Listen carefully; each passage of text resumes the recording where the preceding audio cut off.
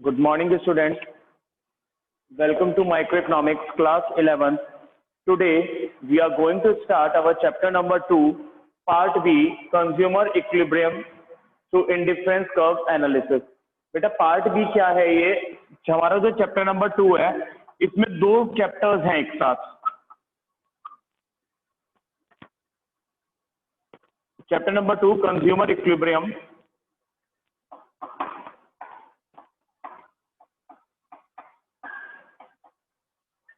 दो चैप्टर्स हैं बेटा इसमें. एक है हमारा यूटिलिटी एनालिसिस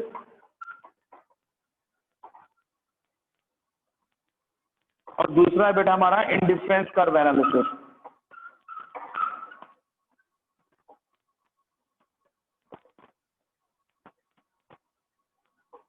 तो chapter number 2 is consumer equilibrium. तो कंज्यूमर इक्विलिब्रियम हमें देखना है फर्स्ट यूटिलिटी एनालिसिस में, देन इंडिफरेंस कर्व एनालिसिस. तो इस यूटिलिटी एनालिसिस को बेटा I have given a name part A and the indifference curve analysis I have given a name part B. In some books, कुछ books में बेटा ऐसा होगा कि चैप्टर 3 और 4 के नाम से दे रखा होगा, अलग अलग चैप्टर्स में डिवाइड किए हुए होंगे, बट मैंने चैप्टर एक ही लिया है, chapter number 2, and I divided it in two part, part A and part B. Part A is utility analysis and part B is indifference curve analysis. So today we are going to start our chapter number 2, consumer equilibrium through indifference curve analysis, that is part B. आज हम बेटा part B पढ़ेंगे अपना indifference curve analysis का.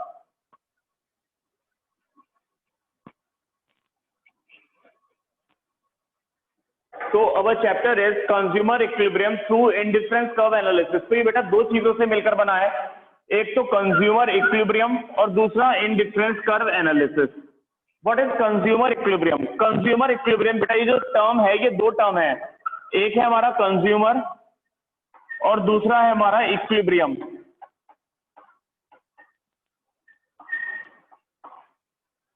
एक है consumer और दूसरा है equilibrium. What is consumer? Who is the consumer? Consumer कौन है? Consumer is the one who consumes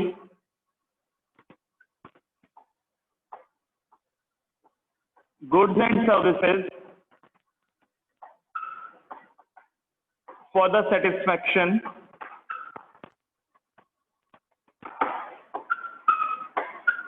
of his और हर वांट्स.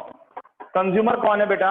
कंज्यूमर वो है जो गुड्स और सर्विसेज को कंज्यूम करता है अपनी इच्छाओं को पूरा करने के लिए. कंज्यूमर हर वो पर्सन कंज्यूमर होगा who is going to consume या who consumes goods and services for the satisfaction of his और हर वांट्स. अपनी इच्छाओं को पूरा करने के लिए कंज्यूमर जो भी गुड्स और सर्विस को कंज्यूम करेगा, या जो भी पर्सन गुड्स और सर्विसेज को कंज्यूम कर रहा है अपनी वांट्स, अपनी इच्छाओं को पूरा करने के लिए, वो हमारा कंज्यूमर है. Then what is equilibrium? Equilibrium is a position of rest or a position of no change. Equilibrium का मतलब होता है बेटा position of rest और a position of no change. Position of rest का मतलब क्या है? एक ऐसी पोजीशन जहां पर हमें आके रेस्ट करना चाहिए, आराम करना चाहिए. That means position of no change. एक ऐसी पोजीशन या एक ऐसी सिचुएशन जिस पर पहुंचने के बाद हमें कहीं रुक जाना चाहिए. तो कंज्यूमर इक्विलिब्रियम क्या हुआ बेटा? कंज्यूमर इक्विलिब्रियम एक ऐसी सिचुएशन होगी जिस पोजीशन पर आकर या जिस सिचुएशन पर आकर कंज्यूमर को रुक जाना चाहिए. और कंज्यूमर कहाँ रुकेगा? जहां उसे सबसे ज्यादा सेटिस्फैक्शन होगा. तो दो टर्म्स को मिलाकर बना है कंज्यूमर इक्विलिब्रियम. कंज्यूमर और इक्विलिब्रियम. कंज्यूमर वो पर्सन जो गुड्स और सर्विसेज को कंज्यूम करेगा अपनी इच्छाओं को पूरा करने के लिए. इक्विलिब्रियम एक ऐसी पोजीशन जहां पर रुक जाना है. तो कंज्यूमर इक्विलिब्रियम, कंज्यूमर को कहां पे रुकना है? तो कंज्यूमर वहां रुकेगा जहां उसे सबसे ज्यादा सेटिस्फैक्शन होगा. क्यों? क्योंकि because the main aim of consumer is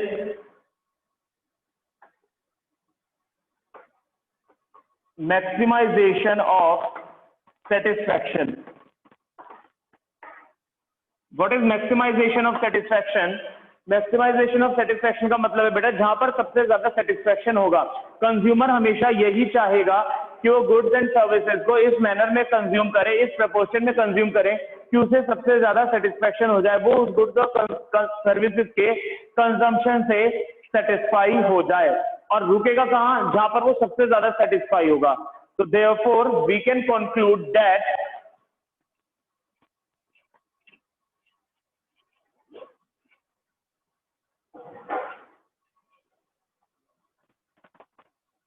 consumer equilibrium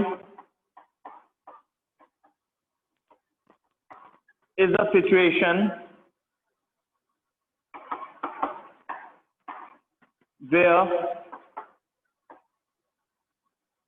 the consumer gets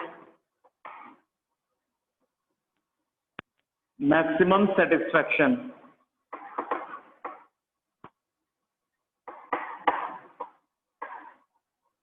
by spending his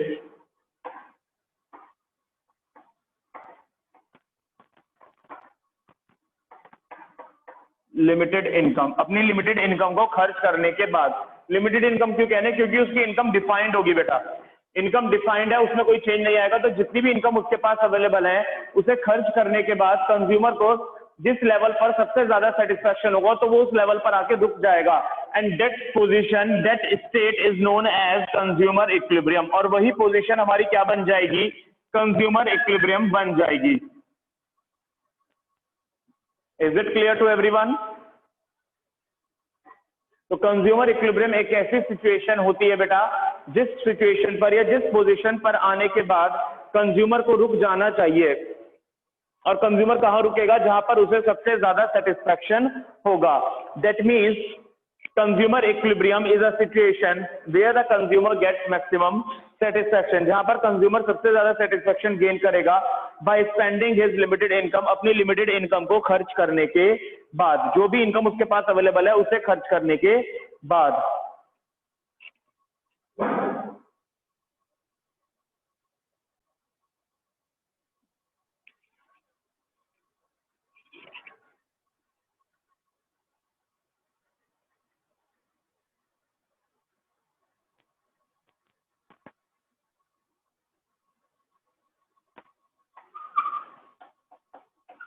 Then next is beta utility.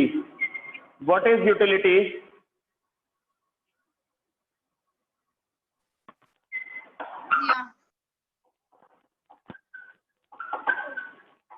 Want satisfying power of a commodity. Want satisfying power of a commodity means किसी भी commodity की वो power, उसकी वो शक्ति जिससे हमारी want satisfy हो जाए। तो जब भी हम कोई भी कॉमोडिटी कंज्यूम करते हैं तो उसके अंदर कोई ना कोई ऐसी पावर होती है, उसके अंदर कुछ ना कुछ ऐसा प्रेजेंट होता है जिसकी वजह से उसके कंजम्पशन से हमारी इच्छा पूरी हो जाती है। तो that is known as utility. उसे हमने क्या नाम दिया है बेटा? यूटिलिटी कहा है उसे हमने। तो what is utility? Want satisfying power of a commodity, किसी भी कॉमोडिटी की वो पावर जिसके कंजम्पशन से हमारी इच्छा पूरी हो जाती है। तो यूटिलिटी यहाँ पर बेटा दो तरह से हम मेजर करेंगे। अप्रोचेज हैं ये यूटिलिटी के अप्रोचेज।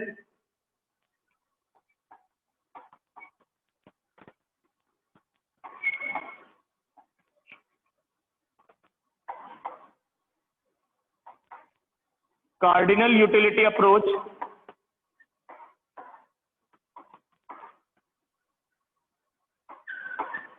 और ordinal utility approach.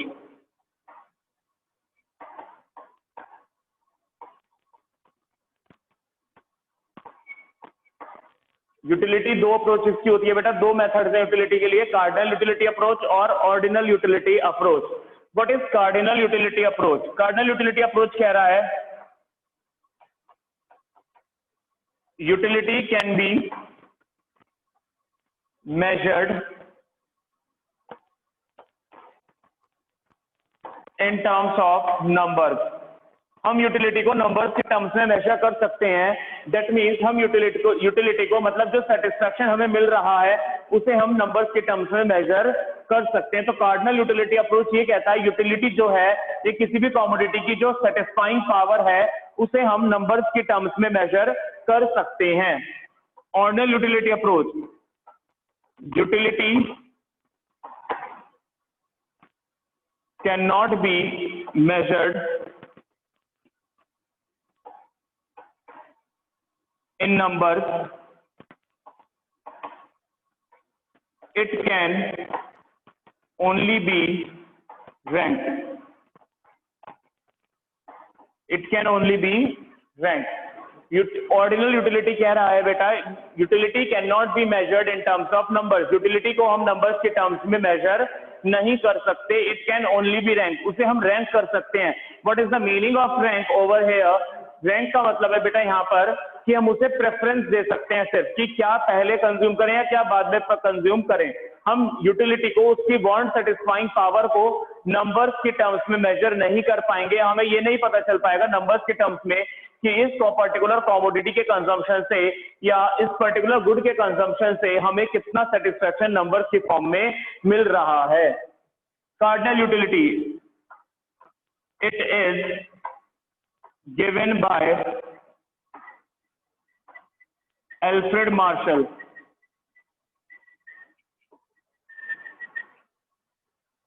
Cardinal utility का कंसेप्ट हमें दिया था एल्फ्रेड मार्शल ने. इकोनॉमिक्स हैं ये, जिन्होंने हमें कार्डिनल यूटिलिटी का कंसेप्ट दिया, कार्डिनल यूटिलिटी अप्रोच बताया. इन्होंने ही कहा था कि यूटिलिटी को नंबर्स के टर्म्स में मेजर कर सकते हैं.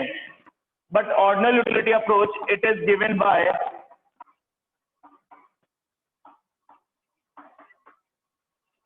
Professor Hicks. ये कॉन्सेप्ट हमें दिया था प्रोफेसर हिक्स ने. दैट मीन्स प्रोफेसर हिक्स ने कहा कि यूटिलिटी को हम नंबर्स के टर्म्स में मेजर नहीं कर सकते. यूटिलिटी को सिर्फ हम रैंक कर सकते हैं, हम प्रेफरेंस कर सकते हैं कमोडिटीज को, कि किस कमोडिटी को पहले कंज्यूम करें या किसको बाद में कंज्यूम करें, या किसकी प्रेफरेंस ज्यादा है और किसकी प्रेफरेंस कम है.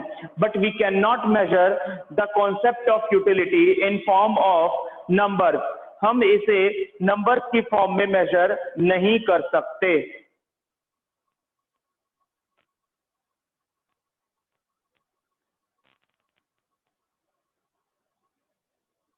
तो कार्डिनल यूटिलिटी अप्रोच बेटा, यहां पर हम इसका चैप्टर का पार्ट ए समझते हैं. कार्डिनल यूटिलिटी अप्रोच के अकॉर्डिंग हम यहां पर करते हैं consumer equilibrium, finding consumer equilibrium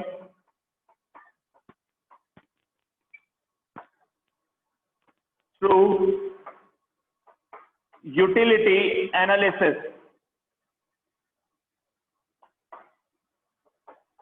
utility analysis के थ्रू हम यहां पर कंज्यूमर इक्विलिब्रियम निकालते हैं, और यहां पर हम कंज्यूमर इक्विलिब्रियम फाइंड आउट करते हैं. Consumer equilibrium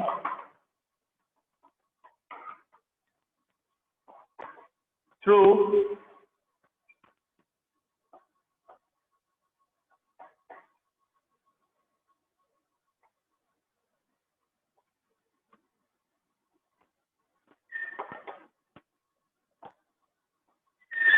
indifference curve analysis. और कार्डिनल यूटिलिटी अप्रोच के अकॉर्डिंग हम कंज्यूमर इक्विलिब्रियम फाइंड आउट करते हैं बेटा इंडिफरेंस कर्व एनालिसिस के अकॉर्डिंग. तो अब हमारा चैप्टर ही यही है, consumer equilibrium through indifference curve analysis. That means we are studying ordinal utility approach. तो हम इस चैप्टर में कौन सा अप्रोच ध्यान में रख के करेंगे? इस चैप्टर ऑर्डिनल यूटिलिटी अप्रोच को ध्यान में रखते हुए. दोबारा देख लेते हैं बेटा, यूटिलिटी के अप्रोचेस दो होते हैं, कार्डिनल और ऑर्डिनल. कार्डिनल का मतलब है यूटिलिटी को नंबर्स में मेजर कर सकते हैं, ऑर्डिनल को हम नंबर्स में मेजर नहीं कर सकते, उसे सिर्फ हम रैंक कर सकते हैं. कार्डिनल का कॉन्सेप्ट हमें दिया था एल्फ्रेड मार्शल ने, और ऑर्डिनल का कॉन्सेप्ट हमें दिया प्रोफेसर हिक्स ने. इनका पूरा नाम है Hicksian. Consumer equilibrium through utility analysis. Cardinal utility में हम कहते हैं consumer equilibrium through utility analysis. Utility analysis को यूज करके हम कार्डिनल यूटिलिटी का कॉन्सेप्ट यूज करते हैं, और consumer equilibrium through indifference curve analysis use करते हैं हम ऑर्डिनल यूटिलिटी अप्रोच में. तो यूटिलिटी एनालिसिस यूज होता है कार्डिनल यूटिलिटी अप्रोच में, और ऑर्डिनल यूटिलिटी एनालिसिस में यूज होता है हमारा consumer equilibrium through indifference curve analysis. दोनों ही सिचुएशंस में या दोनों ही अप्रोचेस में हमें कंज्यूमर इक्विलिब्रियम बताना है. हमें यही बताना है कंज्यूमर को सबसे ज्यादा सेटिस्फेक्शन कहां होगा. बस मेथड्स क्या हो जाएंगे, दोनों अलग हो जाएंगे. यूटिलिटी एनालिसिस के अकॉर्डिंग अलग तरह से कंज्यूमर इक्विलिब्रियम बताया जाता है, और इंडिफरेंस कर्व एनालिसिस के अकॉर्डिंग अलग तरीके से कंज्यूमर इक्विलिब्रियम बताया जाता है. तो ये चैप्टर हमारा बेटा पार्ट बी का है। That means in this chapter we are going to study ordinal utility approach, means we are going to find out consumer equilibrium through indifference curve analysis. Indifference curve analysis के through हमें consumer equilibrium बताना है।